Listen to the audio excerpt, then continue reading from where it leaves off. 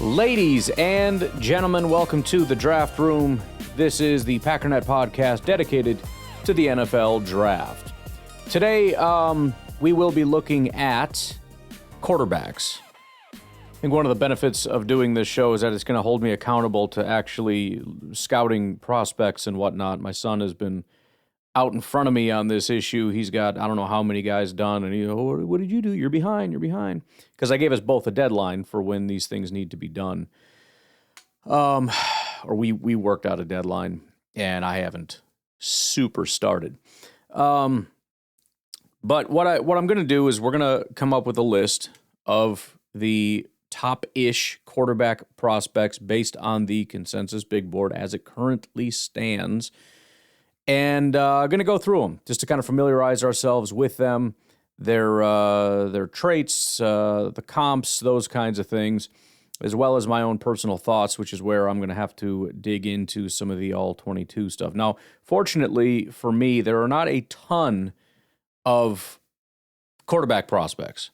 In fact, you have less top 100 quarterback prospects than a lot of other years had just first-round prospects, period, or first-round draft picks. Generally, when we do this, we might look at like the top 100, depending on how many there are, possibly top 50, something like that. We're going to do top 200 because, again, there just are not a ton of quarterback prospects. So the list of quarterback prospects we're going to look at today include Fernando Mendoza, who is the consensus number one. The only other first-round prospect is Simpson, quarterback out of Alabama. At 63, so now we're already dropping to the back of the second round. Trinidad Chambliss, quarterback out of Ole Miss or Mississippi. At 70, Garrett Nussmeier. Then out of the top 100, at 103 is Carson Beck, quarterback out of Miami. At 145, Drew Allar, quarterback out of Penn State. At 148, Sawyer Robertson, quarterback out of Baylor. At 165, Cade Klubnik, quarterback out of Clemson. At 183, Tailen Green, quarterback out of Arkansas. At 191, Cole Payton, quarterback out of NDSU. Obviously, there's a lot of other quarterbacks. If you have any thoughts, if you have any guys that you like or would like to talk about, hype up, whatever that you feel should be in this top 200 list, remember, we have a call-in section, 608-561-3243. It could be a quarterback fit for a certain team, could be Packers-related, whatever it is. Call in and let me know. But again, I'm just going based off of where the consensus big board is sitting. Those are the top 200 prospects. There are several that are rising. Haynes King out of Georgia Tech. Mark Gronowski, based on some of the performances he's had recently at these bowl games or whatever. Joel Fagnano out of UConn. Diego Pavia, I think, also was putting on a show. I don't remember exactly which bowl he was at, but I believe it was one of them. He is rising. So we'll see. And there are certainly guys worth talking about that are going to end up on some NFL rosters. But that'll be the focus for today. What I'd like to do is go in reverse. So we'll work our way from Cole Payton back through Fernando Mendoza. We'll probably need to talk about Mendoza less because he's the more known commodity, but we'll try to keep it consistent throughout. And so the game plan will essentially be I will watch some All-22. I'll let you know what I watched and what I thought. We'll go through some of the scouting reports, the height, weight stuff, as well as any other important details. You know, it could be legal issues, whatever the case may be. So Cole Payton, you're getting kind of what you would expect to get from an NDSU style quarterback. You're getting kind of a Trey Lance type of a player, which is kind of a weird thing to say considering how early he went, but not that weird when you consider how terrible Trey Lance is. He is a left-handed thrower. He's been at NDSU for now 5 years. He's started just 1 year being behind all the other guys, waiting for his turn. He had an absolutely dominant year if you look at PFF. 96 PFF grade, 95 passing grade, 71% completion rate, 78% adjusted completion rate, 2,700 yards, 12 yards per attempt, 16 touchdowns, 4 interceptions. 26 big-time throws, which is 11.3%. His career average, 10.3, very high. Just 2% turnover-worthy play rate. 2.6 is his average, which is rather low. Absolutely incredible, and he is a dual-threat athlete. He does have the rushing ability. Michael Penix is one of the guys that people kind of point to as a comp for him. He had a 90 rushing grade. He ran for 894 yards, 7.5 yards per attempt, 13 touchdowns, 4 fumbles, 3.4 yards after contact, 39 missed tackles forced. Obviously, you're talking about slightly lesser competition there, but still a very, very impressive guy. The national team player of the game at the Senior Bowl was Cole Payton. In that game, he passed for 72 yards, rushed for 22 for the American team. He's also listed at 6'3", 233, so he's not some small guy that's not going to be able to hold up when he gets to the pros. He is a big, big boy. He is currently seen as a day 3 pick, so you're probably talking about a backup developmental guy. Now, as a Packers guy, my mind immediately goes to Malik Willis. I think there's a plethora of options here if you're looking for the next Malik Willis, the guy that you can develop up to become something, especially if you're looking for that dual threat athlete that all teams seem to be looking for right now. I don't know how much people might shy away from the left-handed people because maybe that'll scare you. I don't really know how much that changes everything, how much you have to change your offense if he comes in. I don't know. But to put it succinctly, as somebody looking for a backup, if you have a team that has a good developmental system, whether that's a head coach or offensive coordinator that's very good with quarterbacks, or just a quarterbacks coach that's very good at a high reputation for developing quarterbacks. Cole Payton is an intriguing and exciting prospect. And if nothing else, he'll make your preseasons a lot more fun to watch for the next couple of years. In fact, Taysom Hill was also brought up as a potential comp for him, which was exactly what the Packers had for a few years. A few really good years of, man, this guy's great, and then he goes somewhere else and actually succeeds. As for why he's probably down as low as he is, given his arm talent and everything else, obviously you've got smaller school. You've also got a guy that, one of the concerns with these mobile quarterbacks is their tendency to drop their eyes and run at the first sign of trouble. I think that is kind of what you see a little bit with Cole Payton.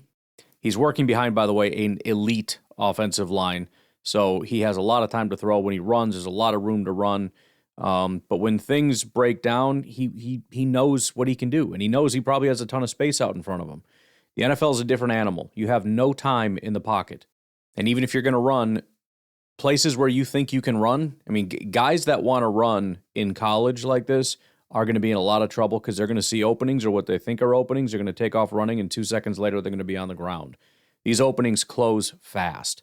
And what is fast in college is not the same thing as what is fast in the NFL. So, he's got the legs. He's got to be a thrower first that has the legs as an accessory. And that's something that's going to have to be built from the ground up, which, again, if you're willing to put in the time and effort and work, I think there could potentially be something here.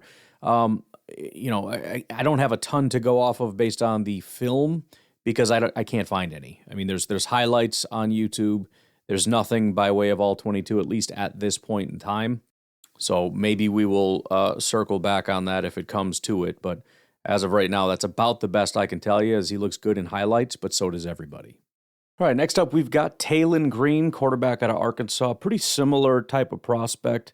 Kind of got lost in the weeds over here trying to put together a little scouting report for the guy and everything, and it's like, you got to get back to your podcast here. But not a ton to go off of. I've only got one game film from him from 2024.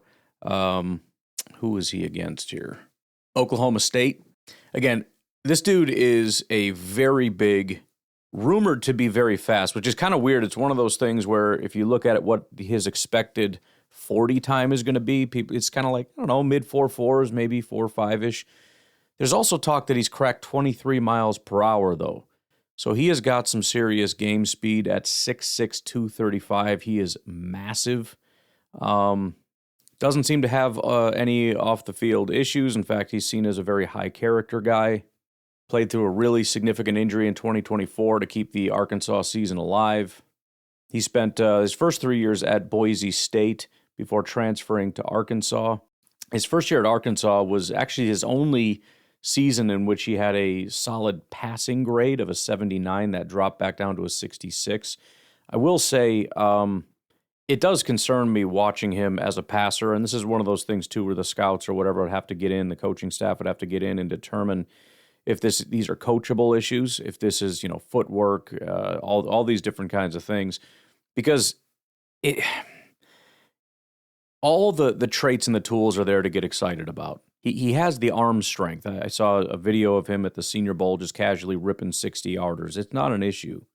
But there are enough throws that you can see here where he just flat out misses, and enough throws where he throws late and it's so shockingly behind the receiver on a 10-yard pass into the end zone. You're just thinking, what in the heck was that? So, you bet on the traits with Tailen Green. You get very excited about the traits with Tailen Green. Again, similar to Cole Payton. And I would be willing to bet if you just watch the highlights of him, you're going to say we should take him in the second round. Because there's nothing at the top end that you don't love about this massive, quick-moving monster. But the accuracy is absolutely an issue. And I want to be specific about that too, because even if you look at, the completion rate or the adjusted completion rate, it's not terrible. It's not so much that. It's the fact that it's just the inconsistencies of suddenly, airballing or what the heck was that type of thing. He's missing some layups out there. It's kind of odd. But again, if you've got a staff that believes that, we can work on the footwork, we can break down the fundamentals and get him back up, very, very exciting prospect. He is, again, currently consensus pick 183. It looks like on the consensus board he is dropping a little bit, but barely. But that would put him kind of back of the 5th, early 6th round category or area. Maybe a team like, Philadelphia. Obviously, it's not a primary concern, but there's all kinds of questions and drama and everything else. And so you can kind of mask it as we're looking for a backup, and, we'll see what happens. The Jets, obviously, is a little bit more urgency, but, a developmental prospect that you can kind of see what happens. Even Baltimore as a viable backup option to Lamar, having somewhat of a similar skill set, could be feasible. Baltimore has 2 picks at the back of the 5th round. You could see taking a swing at one of those. All right, last one on this side of the break. Cade Klubnik, quarterback out of Clemson. There's a lot of K sounds. Cade Klubnik, quarterback out of Clemson. 1K, though. So Cade, not the big, physical, imposing type of quarterback. He played at the East-West Shrine Bowl, or was there. He measured in at 6'2.5", 210 pounds, 9.5-inch hands. Actually, he didn't measure his hands at the East-West, but those are his projected. Arm length was 31.5. A little bit of a smaller guy, but you're probably liking a little bit more what you're seeing as far as being a more pocket passer. He spent 4 years all at Clemson. The last 3 years as a starter. The last 2 years were kind of his breakout. So in 2024 was his best season. 89 PFF grade, 88 passing grade. 2025, 77 grade, 77 passing.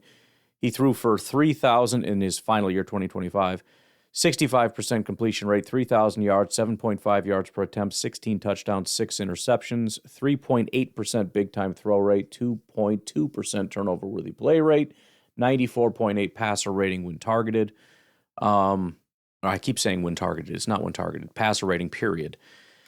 Pretty consistently graded out as a solid quarterback, got better like every single game. The problem is at the end of the season, things really fell off in one of his worst games. In fact, he's graded as his worst overall game was the bowl game against Penn State. That's one of those things you're going to look at and say, how do you show up in big games? He was dealing with a few injuries, which, again, this is, go back and reevaluate these things fine, but it's all worth mentioning. I think the consensus is that it was mostly not his fault. You had drops, you had injuries, whatever. Dabo Swinney said he was a warrior for playing in the game and all that stuff. But again, these are metrics people are going to look at. How did you play against Duke is cool. How you played against Furman is great. How did you play in the bowl game against Penn State is going to be a question. I think one of the other aspects of Klubnik that's interesting is, if you look back a year ago at the 2026 class projections, he was possibly the number one pick in the draft and has fallen. It's a very weak quarterback class, and so you have to wonder if somebody's going to believe in the magic, if somebody's going to pull the trigger, because he's sitting at 165, so we're talking mid-round pick. Is there anybody that could take a swing in the second round, believe what they saw 2 years ago, and believed in what they saw from 2 years ago in Cade Klubnik? It's also interesting because when you dig into Cade Klubnik, a lot of it is things fell apart because of the team around him. In fact, I found a video of Todd McShay, talking about Cade Klubnik, and this is back in September. And in September, after a win, he's saying, I'm really worried about Cade Klubnik in this offense. They can't protect him. Everything, the offense around him looks terrible. And things didn't go well for Clemson, and all of a sudden, Cade Klubnik is bad? I mean, he had no protection, gets an ankle sprain, quad contusion, thumb injury, team around him falls apart, and I don't, it's odd to me. There's talk about, well, he's too jittery in the pocket. Yeah, I think maybe that comes with the drop in pass protection. Now, maybe he's broken and he's ruined and it can't be fixed, but if you're in a decent situation with a halfway decent offensive line where he's not going to be dead, which, by the way, will kill any quarterback. There's very few that can thrive or survive even in that environment. But you know what it actually reminds me of is Jordan Love. And this might be a little silly, but here's the thing with Jordan Love. If you remember, it was not his senior season or his final season, but the season before that he played really well. Then in his senior season, or final season, he regressed quite a bit. And the hype in Jordan Love started to cool a little bit. And a lot of it was the team around him was not very good. In fact, I think it was against Clemson, this horrific game where he threw like 5 interceptions or something to that effect that was just terrible. But what you saw was a lot of hero ball. He had no protection. None of his guys could get open because it's Utah State against Clemson, I think it was, which at the time had like elite corners. And he's just chucking the ball up in the air. And so you've got this guy that can show these special traits, but if you look at the statistics and whatnot with the amount of interceptions and just the some of the terrible interceptions, which you'll still see with Jordan once in a while now, but not really anywhere near as much. He's just a confident guy with the football. I'm not saying that's exactly this guy, but I mean you've got a guy that has a talented arm. He has the ability to create a little bit with his legs, and he struggled with a really bad falling apart offense in 2025. And so it's hard to see any of the complaints about Cade Klubnik and not immediately assign it to the pressure issue. And again, if the whole thing is, well, you're going to deal with that in the pros and we expect you to handle it and he's not handling it well, that's fine. But there's also a situation in which, maybe we try to, especially if you can do the thing where you can sit him for a year or 2 or whatever, actually do the thing that the Packers do that everybody else talks about, but very few people do. Actually sit the guy and let him learn how to be a quarterback comfortably. Let it, build up his mechanics and do all that stuff from the comfort of the practice field before you throw him to the wolves in the regular season. And maybe that would be a problem with drafting him in the first round like he was, because now you're expected to start. He goes out there, he faces NFL speed, and it's not going to work very well. But he's seeing ghosts and he's bailing from pockets and all this stuff is happening. Again, I don't mean to make too many excuses, but it just seems like, isn't that what we're talking about? Anyways, those are just my thoughts. I kind of went off on a little bit of a tangent there. All right. He's got all the bona fides, 5-star recruit coming out of high school, right? Again, breakout in 2024, injury-riddled season in 2025. Battled through all those injuries, though, so you've got the toughness factor in terms of like the leadership qualities that you're looking for. That's in the plus column. Not an elite runner, but has that ability. Like I said, kind of like the Jordan Love type of guys, or even like an Aaron Rodgers type of guy. It's not Malik. It's not Lamar. It's not Justin Fields, but it's there.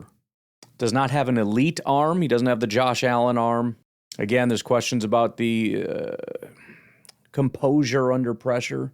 A little bit of a smaller guy, not like you get from the actual small guys. He's not Kyler Murray, but, again, 6'2", 210. He's not 6'5", 235, So it'll be interesting to see the process here with Cade Klubnik because, again, he's kind of seen as, 165. Where is that? Yeah, so that's mid-fifth round. Be really interesting to see if he lasts that long because part of me really doubts it. Just on the upside, and it's a different kind of upside than what you get with the first two prospects, where the first two prospects are toolsy upsides. With Klubnik, it's this guy. This is still that 5-star recruit that blew up the scene in 2024.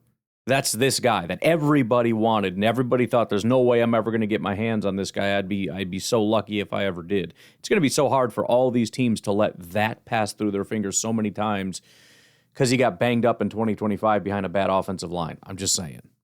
All right, let's take our first break. We'll come back and take a look at Sawyer Robertson out of Baylor. So right off the bat, Sawyer Robertson, quarterback out of Baylor, getting back to being a little bit of a bigger size guy, 6'4", 220. Officially weighed in at the, the Senior Bowl, 6'3.5", 221. Hand size, 9.5 inches, 32.5-inch arms. Quick look at PFF, spent 1 year at Mississippi State, 3 years at Baylor.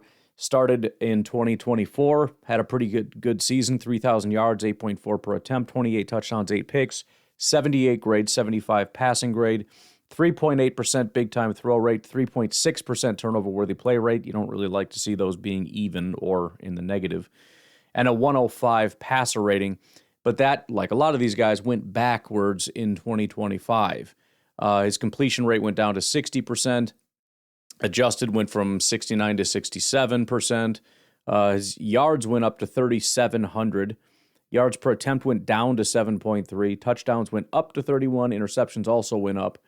He had a 70 PFF grade, 67 passing grade, 68 rushing, 4.6% big-time throw, 3.6% turnover-worthy play, 93 passer rating. And if you look at the week-to-week, it's especially not great because in reality, it's like 4 good games all year is what contributed to his nearly 70 grade. It was 50-70, 50-50, 70-80, 60-50, 70, 60-50, 50, with the last 2 weeks being his worst 2 weeks. So, really inconsistent, erring on usually a bad passer via the PFF grade. Take that or leave it for however you want it. The rushing was relatively non-existent, 156 total yards, with 28 yards being his biggest game, 3 touchdowns, 2 fumbles, 68 grade. He was a big-time recruit out of the Texas Panhandle, threw for over 12,000 yards and 146 touchdowns at Lubbock Coronado. His dad was a first-round pick in the MLB, and he's actually cousins with Jarrett Stidham.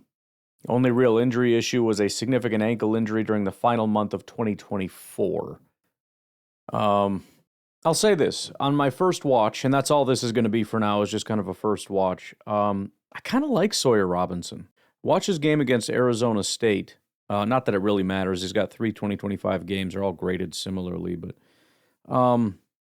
what I love about him the most is number one, the way the ball comes off his hand pretty effortlessly. Some of these guys, it looks like they're driving their whole body into it. It's very easy, and that ball just zips. But the ball placement is probably my favorite.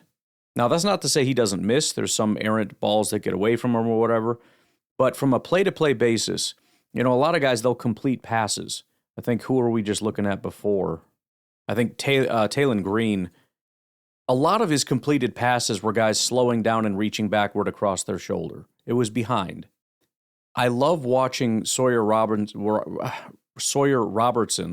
even on these quick wide receiver screens, which you think are really easy balls to throw, but the way that you have to just quick jump, plant your feet, and immediately throw, like you don't have time to anticipate or anything. It's just immediate, and that ball is on the money. And the ball placement on those are critical. There's so many of these wide receiver screen type of plays that if you throw it a little bit off, it's going to be a loss of yardage. Whereas if you can let this guy run and continue running and catch it in stride, it could end up being, 5, 6, 7, 8 yard gain. And so he still, again, he misses. I think he misses some reads, but Again, if we're talking developmental, toolsy kind of a guy, different than what you get in Cole Payton and Tailen Green, but big body guy that has arm, that has accuracy, which is, I think, something difficult to coach. And I'm talking, again, like pinpoint. I love watching guys where the ball, like they don't even slow down. The ball just almost magnetizes. It looks like a video game where the guy just keeps going. The ball just zips right into their hands. I love that. Pocket presence seems to more or less be there. He doesn't seem to be afraid of taking a hit. I think sometimes he can maybe get a little frazzled mentally. But I understand the appeal, especially at his size. He's one of the bigger guys. But he's sitting consensus 148. We're still in the fifth round. We just kind of moved to a little bit closer to the beginning of the fifth round is the based on where he's at on the consensus board. All right, let's move on to Drew Allar, quarterback out of Penn State. Another guy with the pedigree. He's a five-star recruit. He was Ohio's Mr. Football, hailed as the savior of Penn State's offense when he showed up. And in fairness, he's been solid all the way through. There's been highs and lows and complications and all that stuff, but I mean, a real solidly built guy. He hasn't been at any of the things to be measured at the East-West or the Senior Bowl, but listed at 6'5", 235. So he's got that coveted build for a quarterback. 2022, he only played 71 snaps, but had a 72 grade, which is fine. 2023, it was his first time actually getting an opportunity to play. 86 grade, 79 passing grade, which is fantastic. 2,600 yards, 6.7 yards per attempt, 25 touchdowns, 2 interceptions, 2.9% big-time throw rate, 1.1% turnover-worthy play rate. And mixed in those numbers, you'll notice one of the things that is said about Drew Allar in the 2023 season is in the numbers, and that is that it was very safe. Just 6.7 yards per attempt, just 2.9% big-time throw rate. These are very low cautionary numbers. But again, it worked, and he did a good job. 2024 is when apparently the playbook was opened to him, and we can really let her rip, I guess. His completion percentage went from 59% up to 66%. His yards went from 26 to 3,300. His yards per attempt, more importantly, went from 6.7 to 8.4. The touchdowns remained 25 to 24. The interceptions also went up, as you would expect. But if you look at these other rates, you're starting to see something better. The big-time throw rate went from 2.9 to 5.1, which is a massive jump. Turnover-worthy play rate went from 1.1 to 2.1%, which is double, but it's still a very low percentage. He had a 104.5 passer rating that season. Furthermore, the team with him at quarterback went 13-3. Had a victory in the Fiesta Bowl. It was all wonderful, right? This guy has just got everything going for him. Then everything fell apart. Very Cade Klubnik-y kind of a story. 2025 season got off to a pretty rough start with him at quarterback. His first game against Nevada was fine. 217 yards, 85% completion rate, a touchdown, no picks, 79 passing grade. Then that dropped to a 59 grade, a 56 grade, a 62 grade, a 67 grade, and a 60 grade. That is to say, he didn't have a quote-unquote good game for the rest of the season via the PFF grades. And then to make matters worse, it all capped off with a fracturing of his left ankle against Northwestern. The very next day, they fired James Franklin, and everything just kind of spiraled from there. It was kind of everybody was watching and waiting for this big thing to happen. It didn't happen. The season wasn't going well. He wasn't playing well. He breaks his ankle. They fire the coach. Never mind. And it's just forgotten. And now you end up with this situation where, again, another automatic first-round pick is what was thought to be, is sitting here at consensus 145. He had to get immediate surgery on that ankle to try to fix that. There's obviously going to be questions about how much that could impact him going forward. He's had knee injuries and rib injuries also in 2023 and 2024. And apparently it's pronounced Allar. I've been saying Allar for a long time. Nobody says these names in the All-22. There's no sound. So, anywho, look, I mean, he's a big guy with a heck of an arm, and another guy that is just handing the ball off 25 yards down the field. I mean, really incredible throws, but zero athleticism whatsoever. And there's also a question of how much that accuracy drops off when pressure comes.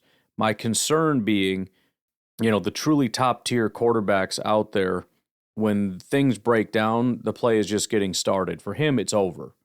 And so you got to wonder in the NFL how much they can scheme up. We just have to get somebody in his face because then the play is over. You're playing the Texans, or you're going up against Myles Garrett, or, any one of these guys where, he's not going to move off the spot and throw on the run. He's not going to take off and run. And so we're reliant on the quick game. I think he's got some really cool tools, but I also think there's a ceiling to how elite of a quarterback he can be, unless he's going to be, Tom Brady in the pocket.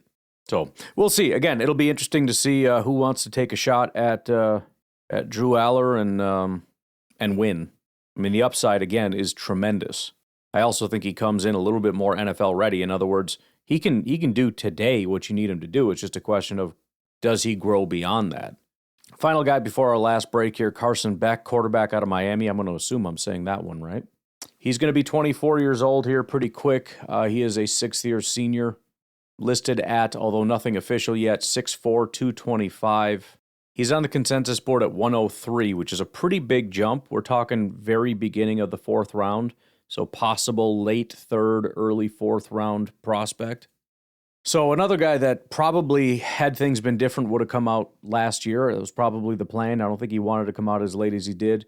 But he spent a lot of time in Georgia waiting to take over the job. In 2023, he finally did and was fantastic. Threw for nearly 4,000 yards, 9.4 yards per attempt, 24 touchdowns, 6 interceptions, 92 PFF grade, 91 passing grade. In 2024, everything kind of dipped, although not dramatically. There's this feeling that everything got significantly worse. Not necessarily. At least in a few areas it did. So his completion percentage dropped from 72 to 65%. That's pretty significant. His yards per attempt dropped from 9.4 to 7.7. That's a yard and a half. It's something. His interceptions doubled from 6 to 12. Those are kind of the major things. His passing grade was still an 80 with an 81 grade. He threw for roughly the same amount of yards. Well, I guess 500 less, but still 3,500 yards. 28 touchdowns is actually a 4-touchdown increase. His big-time throw rate jumped from 3.8 to 4.8, and his turnover-worthy play rate went from 2.3 to 3.8. So, it certainly dipped, but not super dramatically. But also in 2024, he suffered a major right elbow injury on his throwing elbow in the SEC championship game against Texas. And so that became kind of a problem. Now in 2024, you've got a dip in production and you've got a busted up elbow. And he decided he did not want to go into the draft as sort of this medical wild card. And so he decided to hit the transfer portal, ends up in Miami, and completely rejuvenates his career. His completion percentage went right back to 72. His yards were again at 3,800, just about the same as it was in 2023. His yards per attempt not quite fully back, but jumped from 7.7 to 8.1. His touchdowns went up again to 30, with the interception staying at 12. Now, his PFF passing grade continued to go down. It's down to a 76, so PFF was not as impressed. But statistically, I think a lot of people see it as he reclaimed what he did in 2023 and showed he's still that guy. 107 passer rating. He had a good year. I think if you look at the week to week, it's pretty rough. In fact, it's pretty awful. Just kind of running through it quickly, the passing grades, just to give you an idea of what I'm looking at. 60, 80, 80, 50, 70, 60, 60, 70, 50, 90, 80, 60, 40, 70, 50, 50. And those two 50s were 2 of his 3 bowl games. He played fairly well against Ohio State, and then against Ole Miss, had a 59, 58, 59 grade, and then against Indiana in the championship, 52. His elbow injury, by the way, in 2024 was a torn ulnar collateral ligament, UCL, in his right elbow during the SEC championship game. Had to have surgery performed. Spent the first half of 2025 in intensive rehab. I think a lot of the things said about Carson Beck are the things that are said about Allar, in that when everything's fine, he's great. The concern is when things break down. There are also some sort of off-the-field flags when it comes to Carson Beck. There are reports about Georgia players. It's kind of a petty, silly-sounding thing, but I don't think that it is. Former Georgia players and analysts, including Aaron Murray, noted a disconnect between Beck and his teammates. Those rumors peaked when reports surfaced that few teammates attended his birthday party, and he was criticized for ghosting the team after his 2024 injury rather than supporting his backup during the bowl game. He also has a tendency to throw teammates under the bus in press conferences after losses, notably after the Louisville and Indiana games. His refusal to shake hands with opponents after Miami's playoff loss to Indiana in 2026 was widely panned by scouts as a sign of poor sportsmanship. Beck's high-profile NIL deals, including a Lamborghini and Mercedes, combined with a very public breakup with influencer Hannah Kavinder, whoever that is, led to distraction labels. Scouts worry if he's more focused on the QB1 lifestyle than the grind of an NFL locker room. As far as my thoughts, I watched his game against Florida State week 6 of 2025, threw 241 yards, 4 touchdowns in that game.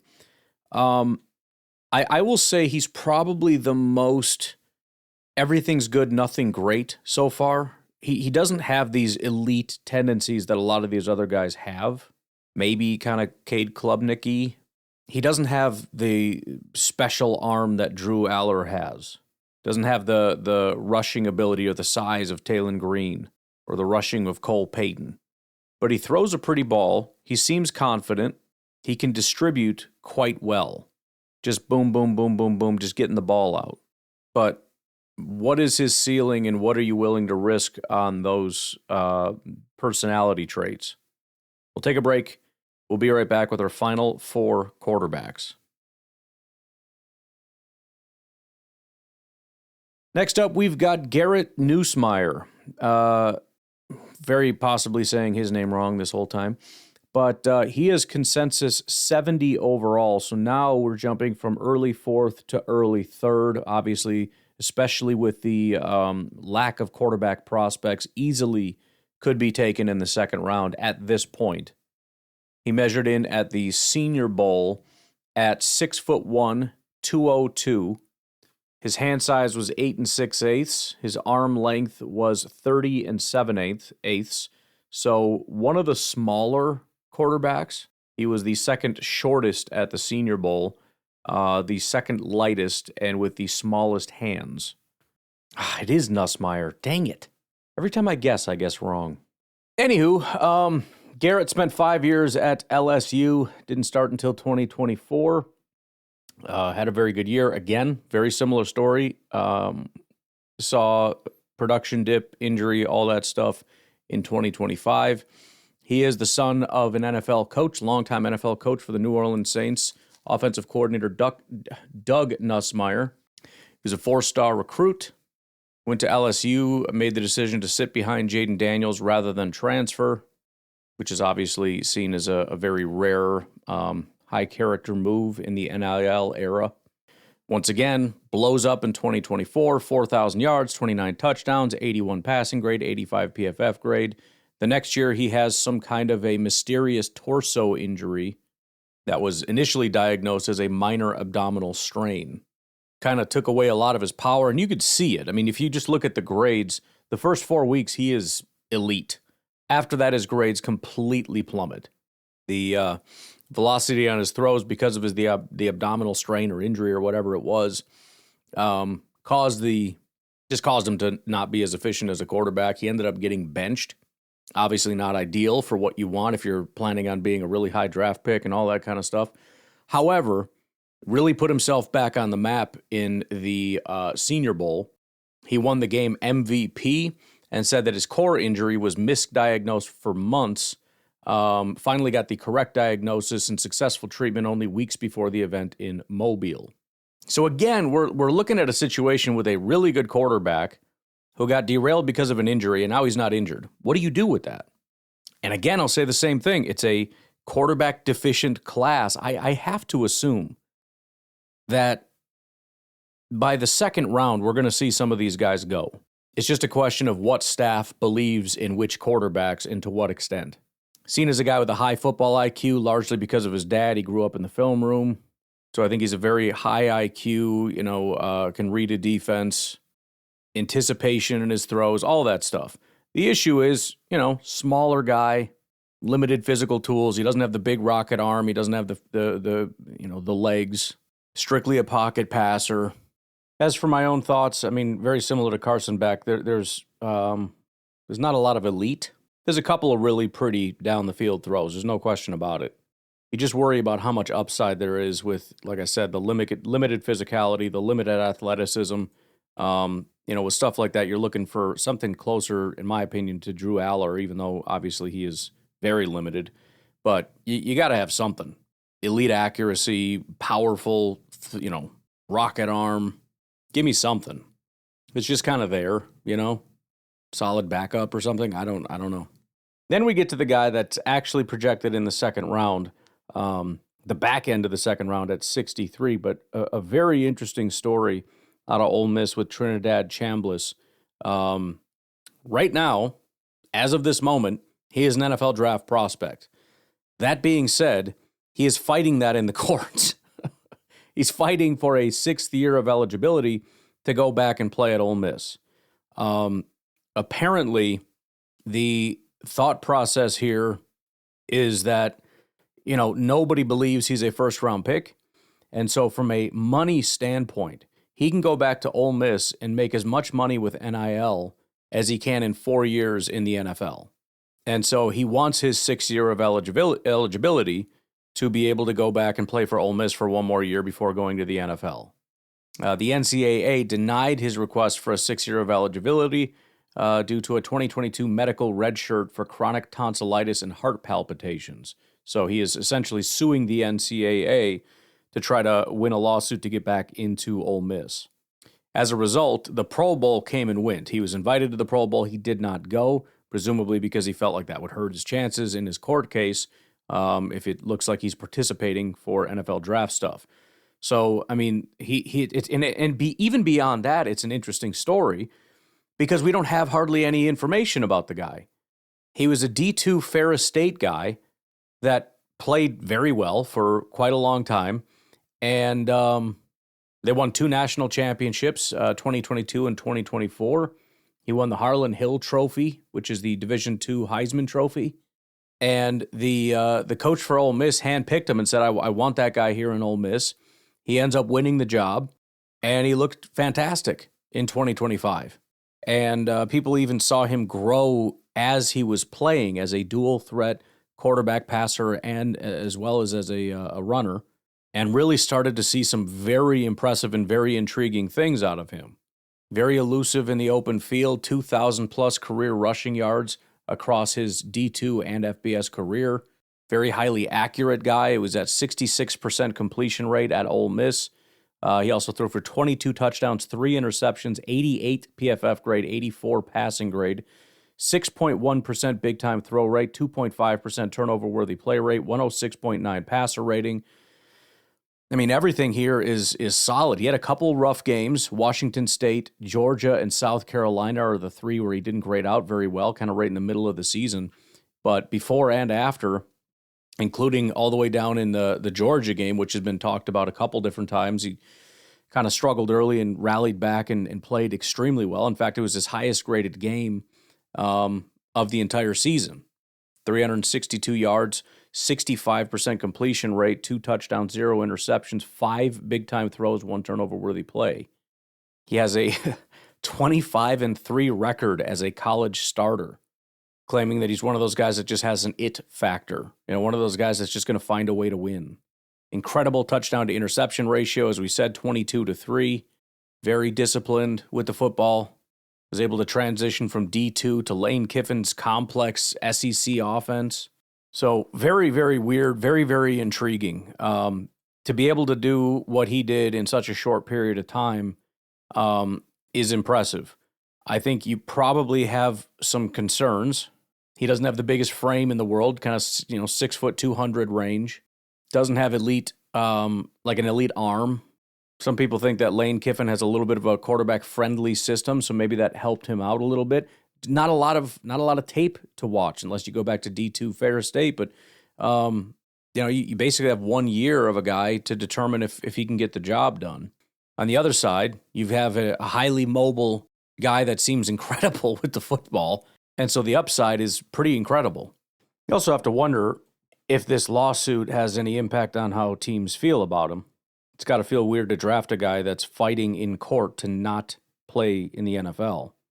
On the other hand, if he loses his lawsuit, he's obviously going to be all in on the NFL. It's just a matter of he wants to come in next year as opposed to this year. But it's a weird situation for sure, and I don't know how teams, you read some of the things that scouts say, and you realize they have just as many stupid thoughts and widely varied thoughts as any other group of people you might find just on Twitter. So I wouldn't be surprised if there's a handful of people looking at that going, screw that guy. It is very hard to evaluate a guy in an Ole Miss offense, but it is easy to see that sort of it factor, that sort of, when the game's on the line, he just wants it more. A botched snap, he's the one that's going to end up on top of it. Just these little extra tidbits here and there that causes him to be on top. Does a lot of good stuff with his legs, obviously. Has a handful of questionable throws, like a lot of these guys, where you look and just go, what the heck was that? And I'm guessing there's really no question that he's going to be a really high ceiling project. I mean, just coming out of Lane Kiffin's offense, I mean, the guy's staring at the sideline and then turns to his center, claps his hands, and runs a very limited playbook. I mean, you're going to have to tear this down and rebuild it from the ground up. But the point is, what are you left with when you rebuild it is something that seems very impressive. Again, this probably isn't something you want to do if you need a quarterback today, but if you either A, need a quarterback, didn't get one, and can be patient, or if you're just looking to develop a guy, potentially somebody like the Pittsburgh Steelers. You've got Mike McCarthy now, who's been really good with quarterbacks, but Aaron Rodgers likely is going to be your quarterback. Could you possibly bring him in, let him sit behind Rodgers and learn from Mike McCarthy? Take a wide receiver in the first round for Rodgers, second round you take his replacement. Just a thought. All right, now we're into the first round, and you've got sort of the this sort of weird situation with Ty Simpson where you're kind of the unwanted first-round pick. You know what I mean? You got all these quarterback-needy teams at the beginning of the first round, all of them going, yeah, I'll pass. The Jets are hoping to be greedy and take somebody else and catch them on the other side of this thing. But I don't know. It'll be interesting to see, and again, because of the lack of quarterbacks, there's probably going to be desperation. It's not impossible Ty Simpson ends up in and around the top 10, 9, 10, 11 in that range. He's currently on the consensus board at 17, but I could absolutely see somebody taking him a little bit earlier. Didn't attend any of the bowls, so we don't have any official weights and measurements, but he's 6'2", 208, listed on PFF. 4 years at Alabama, started this 1 year last year in 2025, 83 grade, 81 passing grade, 3,500 yards, 28 touchdowns, 5 interceptions, which is incredible, 6% big-time throw rate, 3% turnover-worthy play rate, 102.5 passer rating. Very boomer-bust player if you look at a week-to-week. He had, half of his games, a little over half, were 60s and below, 60s and 50s. With 3 games in the 50s, South Carolina 55, Oklahoma 55, Georgia 51, and that was their one of their 2 postseason games. But the other half of the season was quite good. He had 2 games in the 70s, 2 in the 80s, and 3 in the 90s against Vanderbilt, 91, against Louisiana Monroe, 93.3, against Wisconsin, a 94 passing grade, 94.4 overall grade. So he's got some really high highs, not really, really low lows, but there isn't that like consistency factor where it's, every week you're going to get some level of good performance. No, he's got some bad ones too. He is another son of a coach. His dad was a longtime UT Martin head coach, Jason Simpson. He was a consensus 5-star recruit. Another guy that decided to stick with Alabama, even with other quarterbacks in front of him. Had a lot of interest in the transfer portal, but never took the bait. Took Alabama to 11-4 record in a CFP appearance. Did end up getting hurt at the end of the season in the playoff quarterfinal in the Rose Bowl. He pulled himself out of the game in a blowout loss to Indiana due to a cracked rib.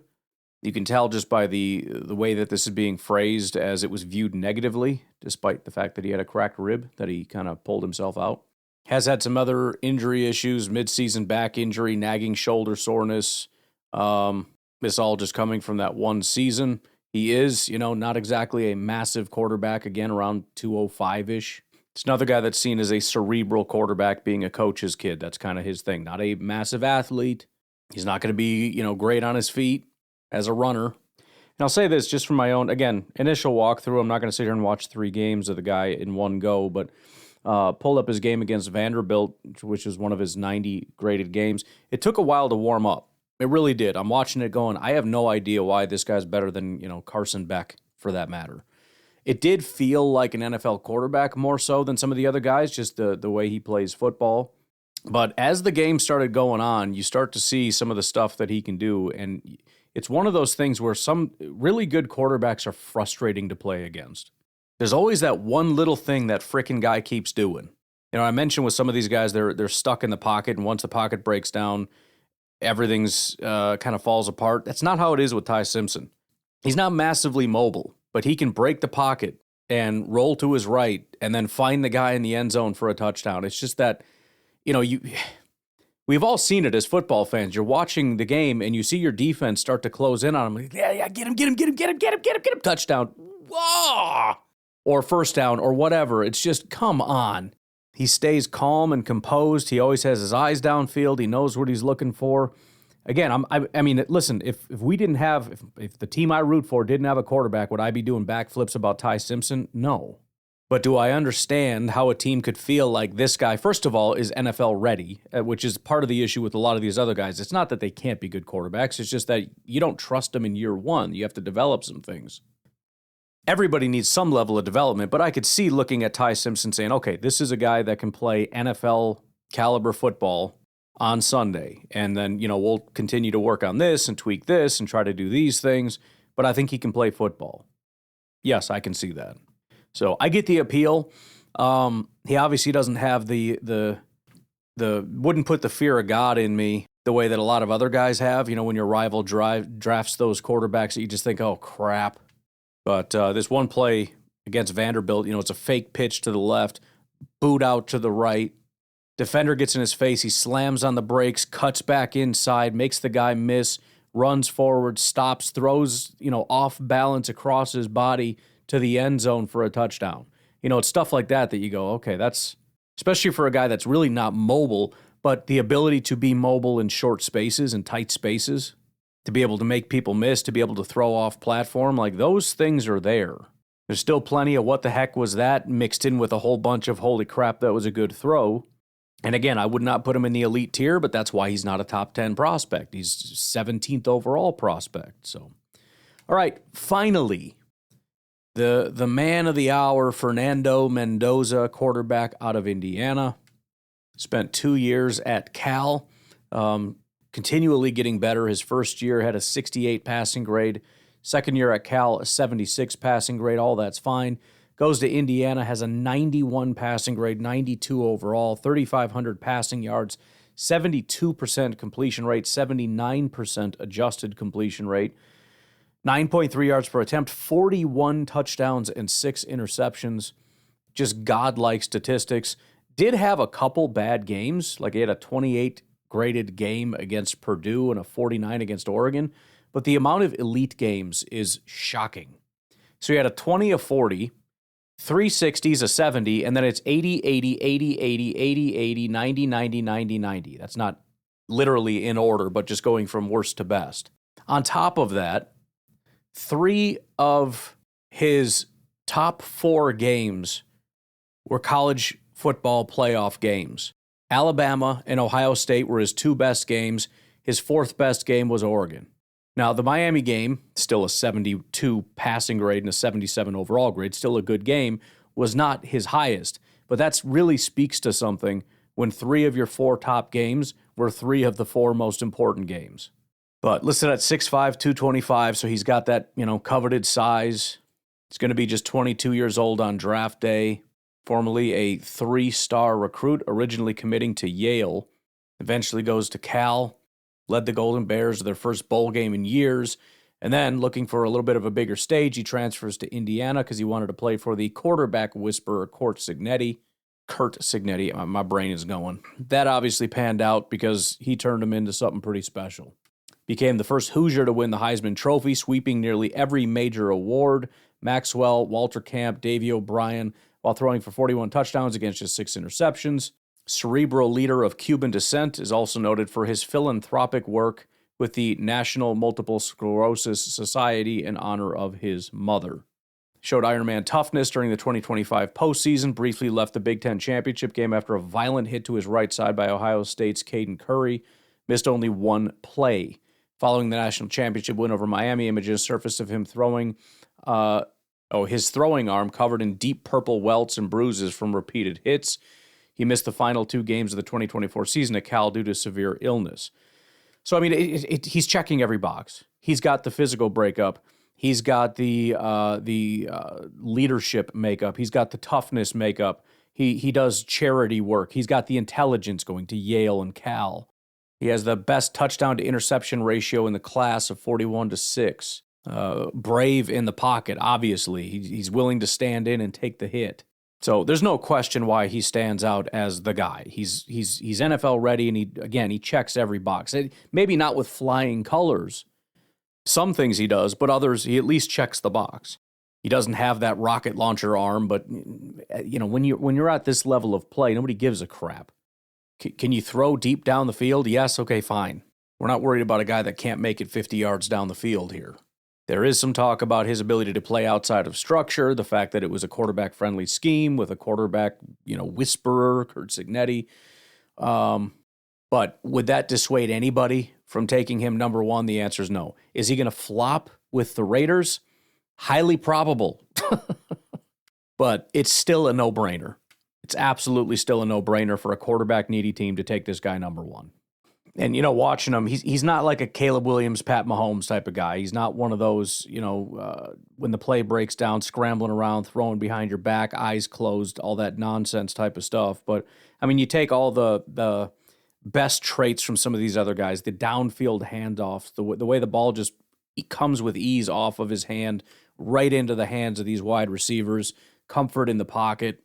Again, have we all seen more exciting quarterback prospects? Yes. Do we know that this guy's going to be an elite football player? You never know anything.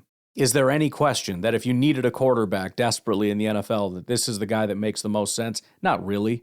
I mean, if you wanted to bet on some of the traits of these other guys and say, I bet you could take the higher traits of such and such and so and turn them into this or that or the other thing, you could have that discussion. That's fine. But I think it would be safe to say, based on what we know as opposed to what we can project, and I know the draft is about projection, I get that, but based on what we know and what this person is showing compared to what we think we could do with coaching and teaching and all that stuff, Fernando Mendoza makes the most sense. So, anywho, there you go. We went through, how many is that? 1, 2, 3, 4, 5, 6, 7, 8, 9, 10, I think? Yeah, the top 10, that works nicely. Didn't intend to. The top 10, top 200 on the consensus big board, quarterbacks in the 2026 NFL Draft. I appreciate you guys tuning in. Again, be sure to get your call in, 608-561-3243. Only got a couple of calls in so far, so we'll let those accumulate tomorrow. We'll probably plan on hitting another position group. Until then, you guys have a good rest of your day. I'll talk to you later. Bye-bye.